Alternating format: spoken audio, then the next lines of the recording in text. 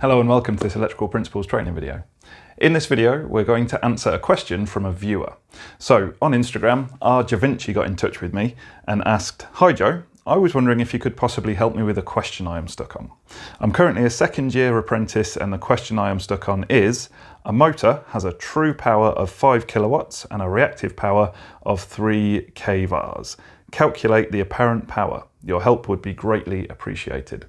So I thought it would be easiest just to answer this through the course of a video.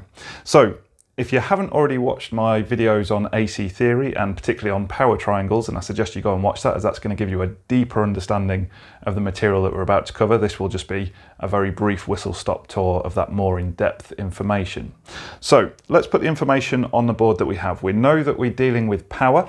It talks about a motor having a true power of 5 kilowatts and a reactive power of 3 kVArs, so kilovolt amperes reactive. So what that means is that we're going to be using a right angle triangle to solve this question.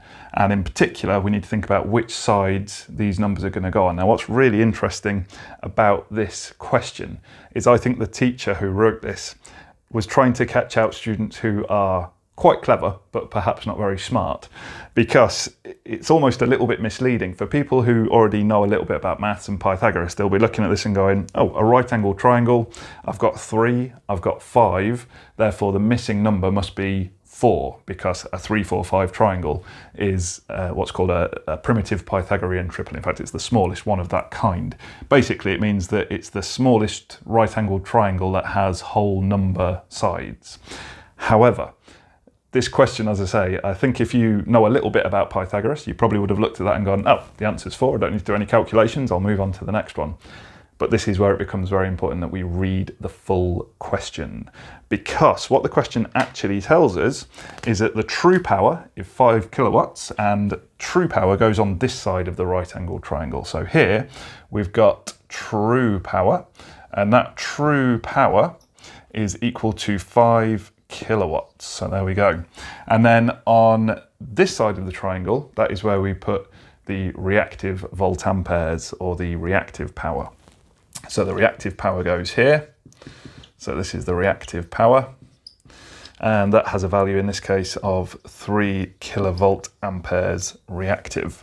So the missing side can't possibly be 4, because the hypotenuse here, which is the apparent power, which is what we're trying to find, this has to be the largest value. So as I say, I think the teacher who wrote this question was probably trying to catch people out and not people who weren't trying to read the full question. So let's have a go at solving this.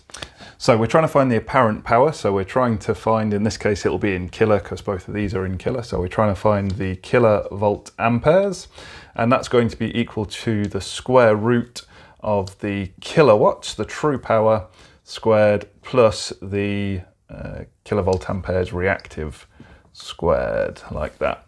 So again, if this is news to you, if you've no idea why I'm doing this, then please go and watch that other video on Joe Robinson Training, which explains the power triangle in a lot more depth. Here we're just going to try and find an answer to the question. So we're going to put the numbers in here. So we've got 5 kilowatts, so that'll be 5 squared, plus 3 kilovolt amperes reactive, so that is 3 squared. And we can basically just bosh that straight into the calculator actually without having to do too much more. So we can basically put this into the calculator. We'll say the square root of 5 squared plus 3 squared, and when we put that into the calculator, the answer comes out at 5.83. So we've got 5.83 kilovolt amperes. So there you have it, RJavinci off of Instagram.